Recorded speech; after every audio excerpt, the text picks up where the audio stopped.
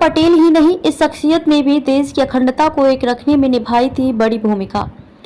देश 565 टुकड़ों में बंट चुका होता अगर सरदार पटेल नहीं होते, लेकिन इस समर्थन और सहयोग में एक शख्स का नाम और शामिल है जिनकी जरूरत, योगदान और सहयोग को दरकिनार नहीं किया जा सकता। हम बात कर रहे हैं ब्रिटिश शासन में सिविल सेवक रहे वीपी मेनन की। जब भी देश की अखंडता और एकता की बात होगी तब सरदार पटेल के साथ एक नाम खुद ब खुद जुड़ना चाहिए, वीपी मेनन। वप्पला पांगुनी मेनन का जन्म केरल के पलक्कड़ जिले में साल 1893 की तारीख 30 सितंबर को हुआ।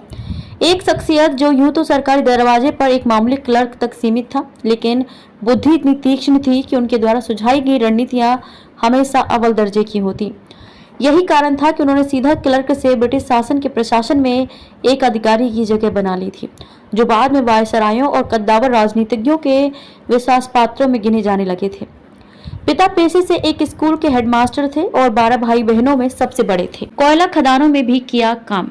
आर्थिक स्थिति केवल एक ही कंधे पर टिकी थी, सो मेनन ने 13 साल की उम्र में पढ़ाई छोड़ उन कंधों को सहारा देने का निर्णय लिया। मजदूरी की और कोयला खदानों में भी काम किया और फिर अपने कठिन भरे जीवन को बेहतर मोड़ देने के लिए तंबाकू की फैक्ट्री में काम करने के साथ साथ टाइपिंग सीखी और एक दिन होम डिपार्टमेंट में क्लर्क से टाइपिस्ट की जॉब में भर्ती हो गए और फिर यहीं से उनका राजनीतिक सफर शुरू होता है।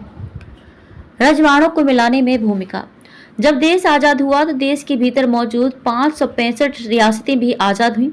ब्रिटिशर्स ने उन्हें ये आज़ादी दी हुई थी कि वे या तो भारत और पाकिस्तान में शामिल हो जाएं या खुद स्वतंत्र रह लें, फैसला उनके ऊपर था। लिहाजा अधिकतर रियासतों ने अकेले और स्वतंत्र रहने का निर्णय लिया। रजवाड़ों को एकता के सूत्र में बांधा, लेकिन देश के लिए एक गंभीर मुद्दा था, क्योंकि वह अगर स्वतंत्र रहने का ऐलान करते तो देश कई टुकड़ों में विभाजित हो जाता और जिस भारत का मानचित्र आज हम देख रहे हैं वह फिर कुछ और ही होता। महात्मा गांधी सरदार पटेल पर बहुत विश्वास करते थे और उन्हें पूरा भरोसा था कि यही वह शख्सियत है जो बिखरे रजवाड़ों को एकता के सूत्र में बांध सकता है।